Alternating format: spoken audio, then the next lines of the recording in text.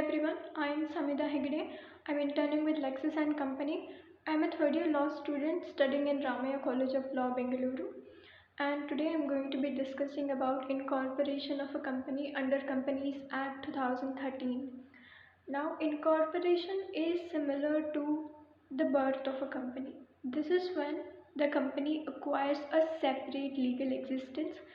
Separate legal existence means it has a different existence from that of its members. That means the members are not responsible for company's debts and obligations, and they are considered as two different persons. Company will be recognized as an artificial person with a set of its own rights and has perpetual succession.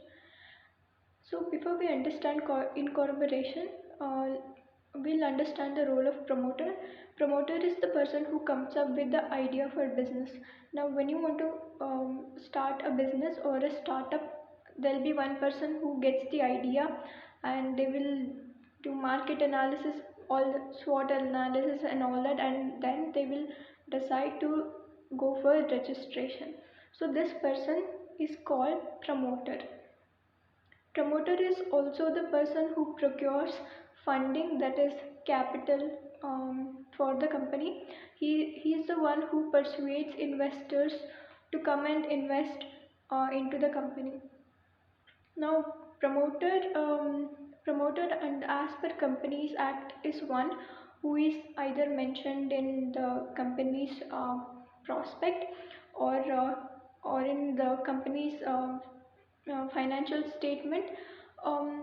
He is the one who has major influence over policy decisions of the company and also has power to decide the board of directors of the company. He has the authority to give advice to the directors of the company.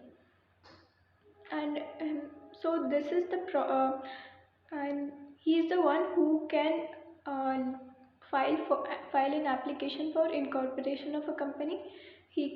From here.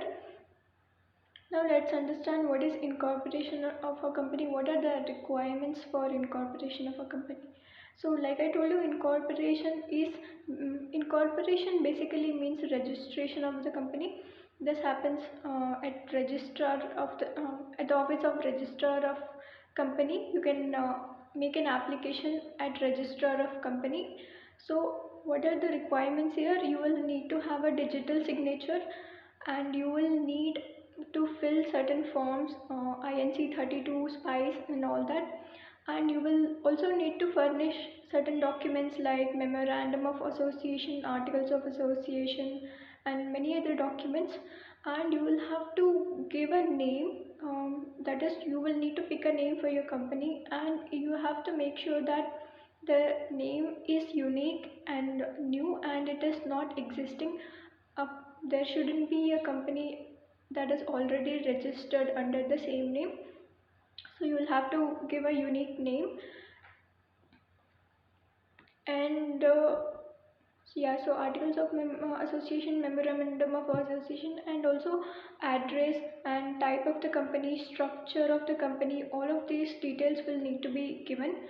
And after you've done all the after all the forms have been submitted, now the registrar will examine the documents, and if he is satisfied with all the documents that are presented and the application made, then he will issue a certificate of incorporation.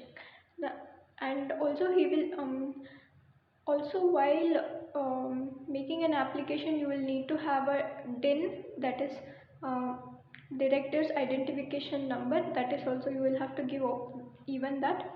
And later after the certificate of incorporation, along with that you will also get SIN number, company identification number.